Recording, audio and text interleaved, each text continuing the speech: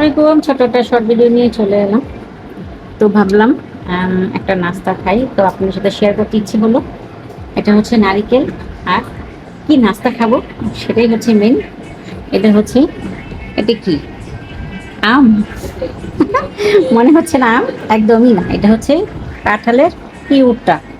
আমি এটা বের করে নিছি, তবে আমি আপনাদেরকে দেখাতে পারলাম না, এটার জন্য সরি। কিভাবে বের করেছি, তো আমি দিয়ে দিলাম সামান্য লবণ। মিষ্টির জিনিসে লবণের ব্যালেন্সটা যদি না দেওয়া হয় তাহলে মিষ্টি ব্যালেন্স ঠিক থাকে না, লবণ লাগবেই। আচ্ছা, আমি মিলাই হাতে দেখি কতটুকু আটা আমার লাগবে। এখানে আমার 2 কাপ আটা লেগেছে। তো আমি এই পর্যায়ে কিন্তু একটু চিনি দিইনি, হয়তো আর একটু লাগতে পারে। আমি চিনিটা ব্যবহার করবো, তো আমি অল্প চিনি দিয়ে দেবো। এই পর্যায়ে আমি এটাকে গুলে নিয়েছিলাম, কিন্তু আমার মনে হচ্ছে মিষ্টিটা আর একটু লাগবে, তাই আমি আরেকটু দিচ্ছি।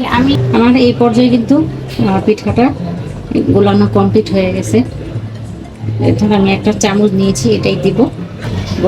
আমি এক এক করে এইভাবে ছেড়ে দিব। দেওয়া শেষ। আমি এখন উল্টে নিব আমার গোল্লা পিঠাগুলো। কি এই পর্যায়ে আমার নাস্তাগুলো কত সুন্দর হয়েছে না, পিঠাগুলো উঠিয়ে নিব। এর থেকে বেশি লাল হলে আমার খেতে ভালো লাগবে না।